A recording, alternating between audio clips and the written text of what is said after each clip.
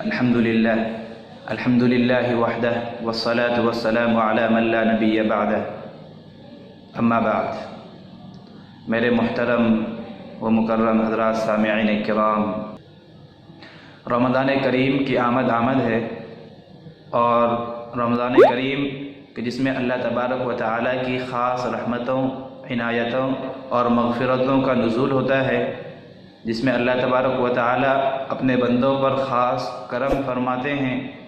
یہ مبارک مہینہ بالکل ہمارے سروں پر ہے۔ اللہ تعالیٰ ہمیں اس مہینے کی قدر کرنے کی اور قبل از وقت اس کے تیاری میں منہمک ہو جانے کی بھرپور توفیق دے، اور ہمارے تمام اعمال کو قبول بھی فرماوے۔ آج میں آپ حضرات کے سامنے ایک بات عرض کرنے کے لیے حاضر ہوا ہوں۔ یوں تو رمضان کریم کی فضیلت اور اس کی افادیت قرآن و حدیث میں وارد اس کے احکام، مسائل سے آپ حضرات بخوبی واقف ہیں، اور آپ جانتے بھی ہیں، سنتے بھی رہتے ہیں۔ ان تمام چیزوں کو بیان کرنا آج میرا مقصود نہیں۔ آج میں آپ حضرات کا ذہن صرف اس جانب مبذول کرنے کے لیے آیا ہوں کہ اللہ تبارک و تعالیٰ نے 12 مہینوں میں سے صرف رمضان کریم کے روزے کا حکم کیوں دیا؟ دوسرے لفظوں میں یوں کہیں کہ اللہ تبارک و تعالیٰ نے 12 مہینوں میں سے رمضان کریم کو روزوں کے لیے کیوں چنا؟ روزوں کے ساتھ اس مہینے کی تخصیص کی وجہ کیا ہے؟ اس میں مصلحت اور حکمت کیا ہے؟ اس کی علت اور ریزن کیا ہے؟ انسان کی خواہش ہوتی ہے اور مومن کا جذبہ ہوتا ہے کہ حکم کی علت معلوم ہو، گرچہ ہمیں کوئی اعتراض نہیں، کوئی اشکال بھی نہیں کہ اللہ تبارک و تعالیٰ نے یہ حکم کیوں دیا۔ ہم تو سراپا اللہ تبارک و تعالیٰ کے غلام ٹھہرے، اللہ تبارک و تعالیٰ کے بندے ٹھہرے۔ اللہ جو حکم دے اس کی بجا آوری ہمارے اوپر لازم اور ضروری ہے، لیکن انسان کا ایک جذبہ ہوتا ہے، خواہش ہوتی ہے، خوشی ہوتی ہے کہ اسے حکم کی علت معلوم ہو جائے، اور اسی جذبے کی قدردانی کرتے ہوئے اللہ تبارک و تعالیٰ نے بھی اور خود نبی اکرم صلی اللہ علیہ وسلم نے بھی بعض احکام کی علتیں ذکر کی ہیں۔ علماء نے اس پر مستقل کتابیں بھی لکھی ہیں، لیکن ایک بات بتاتا چلوں، ہر حکم کی علت معلوم ہو، ہر حکم کا سبب اور ریزن معلوم ہو، یہ کوئی ضروری نہیں۔ ہمارے لیے بس اتنا ہی کافی ہے کہ یہ اللہ اور اس کے رسول کا حکم ہے۔ احکام کی حکمت کے لیے اتنا بس کافی ہے۔ جب یہ بات ثابت کہ یہ اللہ اور اس کے رسول کا حکم ہے، ہمیں بصر و چشم اسے قبول کر کے عمل پیرا ہونا ہے۔ اوامر ہے، اس حکم کو بجا لانا ہے۔ از قبیل نواہی ہے تو اس کام سے رکنا ہے۔ مزید کھود کڑید میں ہمیں نہیں جانا۔ یہی ہماری بندگی کے موافق ہے، یہی ہمارے لیے اوفق اور اولا اور اعلیٰ ہے۔ تو میں یہ عرض کر رہا تھا، ہمارے ذہن میں یہ بات آتی ہے کہ روزے کو اللہ تبارک و تعالیٰ نے رمضان کے ساتھ کیوں خاص کیا؟ اس کی حکمت کیا ہے؟ ہمارا بھی من کرتا ہے اور ہمارے اندر بھی یہ جذبہ ہے کہ اس کی حکمت اور مصلحت ہمیں معلوم ہو کہ آخر اس کے پیچھے راز کیا ہے اور اس میں حکمت اور علت کیا ہے۔ تو عزیزان گرامی، علماء کرام نے لکھا ہے کہ اللہ تبارک و تعالیٰ نے رمضان کو روزوں کے لیے کیوں چنا؟ علماء فرماتے ہیں کہ اس کی بنیادی وجہ یہ ہے کہ چونکہ اس مہینے میں قرآن کریم کا نزول ہوا۔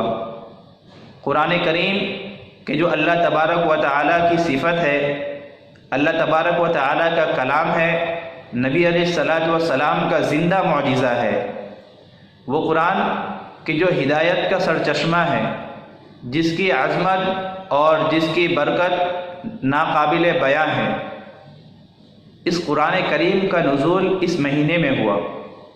اور آپ حضرات یہ بھی جانتے ہیں کہ کسی وقت یا کسی دن، کسی مہینے میں کوئی اہم واقعہ پیش آئے تو اس واقعے کی وجہ سے وہ دن، وہ مہینہ، وہ سال بھی اہمیت والا ہو جاتا ہے۔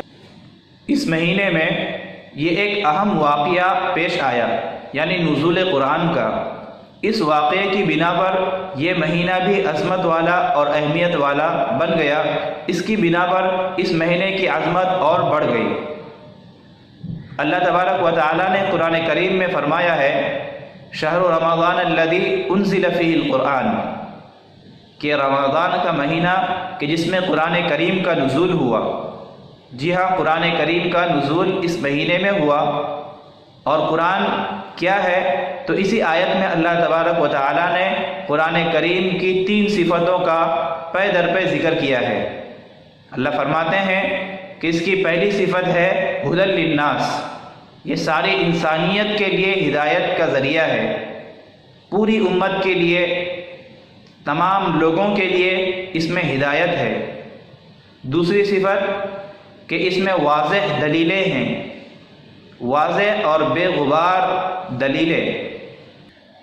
اس قرآن کریم کی اللہ تبارک و تعالیٰ نے دوسری صفت ذکر کی، وبینات من الہدیٰ، کہ اس قرآن میں ہدایت کی واضح دلیلیں اور روشن دلائل موجود ہیں۔ تیسری صفت اللہ تبارک و تعالیٰ نے کہی والفرقان، کہ یہ حق اور باطل کے درمیان تمیز کرنے والی کتاب ہے۔ قرآن کریم نے حق اور باطل کے درمیان خط امتیاز کھینچ دیا کہ یہ حق ہے، یہ ایمان کے اعمال ہیں، یہ باطل ہے، یہ کفر اور شرک کے اسباب میں سے ہیں۔ لہذا یہ عظمت والا اور اہمیت والا قرآن اس مہینے میں نازل ہوا۔ جب ایسی اہمیت والی کتاب کا اس مہینے میں نزول ہوا تو اس کا تقاضا یہ ہے کہ اس مہینے کو بھی کچھ اہمیت حاصل ہو۔ اسی کا لحاظ کرتے ہوئے اللہ تبارک و تعالیٰ نے آگے حکم دیا، فمن شہید منکم الشہر فلیصم، کہ تم میں سے جو شخص رمضان کو پہنچ جاوے، رمضان کو پا لیوے، تو اس کو چاہیے کہ وہ اس کے روزے رکھے۔ تو رمضان کریم کے روزے رکھنے کا جو حکم ہے، یعنی روزوں کو رمضان کے ساتھ خاص کرنے کا جو حکم ہے، اس کی بنیادی وجہ یہی ہے کہ چونکہ اس مہینے میں قرآن کریم جیسے مقدس کتاب کا نزول ہوا ہے۔ خلاصہ کلام یہ نکلا کہ اس مہینے میں 2 چیزیں اہمیت والی ہے۔ ایک قرآن کریم کی اہمیت تو پورے 12 مہینے ہیں، لیکن رمضان میں اس کی اہمیت بڑھ جاتی ہے۔ اور دوسرا خود یہ مہینہ، اس لیے اللہ تبارک و تعالیٰ نے دونوں کی رعایت کرتے ہوئے 2 خاص حکم نازل کیے ہیں۔ رمضان کریم کی 2 خاص اہم عبادتیں ہیں جو دیگر مہینوں میں نہیں ہیں۔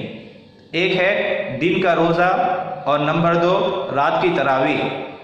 دن کا روزہ یہ رمضان کریم کی اہمیت اور اس کی وقعت کے حق کو ادا کرنے کے لیے، اور رات کی تراویح یہ قرآن کریم کے حق کو ادا کرنے کے لیے ہے۔ تو رمضان کریم میں یہ 2 اہم عبادتیں ہیں جو دیگر مہینوں میں نہیں ہیں۔ اب جواب کا خلاصہ یہی نکلا کہ رمضان کو روزوں کے لیے اللہ تبارک و تعالیٰ نے چنا۔ روزوں کی تخصیص رمضان کے ساتھ کی، اس کی بنیادی وجہ کہ رمضان کریم میں قرآن کریم کا نزول ہوا ہے، اور قرآن چونکہ اہمیت کا حامل ہے، عظمت اور برکت لیے ہوئے ہے، لہذا یہ اہم واقعہ جس مہینے میں پیش آیا، اس مہینہ کو بھی اللہ تبارک و تعالیٰ نے اہمیت کا، برکت کا، مغفرت کا، رحمت کا مہینہ بنا دیا، جو بات دیگر مہینوں میں نہیں پائی جاتی۔ اس لیے اللہ تبارک و تعالیٰ نے رمضان کریم کو روزوں کے لیے چنا ہے۔ آخر میں اللہ تبارک و تعالیٰ سے دعا ہے کہ اللہ تبارک و تعالیٰ ہمیں رمضان کریم کے قدر دانی کی توفیق دے، اور زیادہ سے زیادہ نیک کام میں حصہ لینے کی، برائیوں سے رکنے کی، اور دوسروں بھائیوں تک دین کی بات پہنچانے کے لیے اللہ تبارک و تعالیٰ ہمیں قبول فرمائیں، اور کہیں سنی باتوں سے زیادہ ہمیں اس پر عمل پیرا ہونے کی توفیق مرحمت فرمائیں۔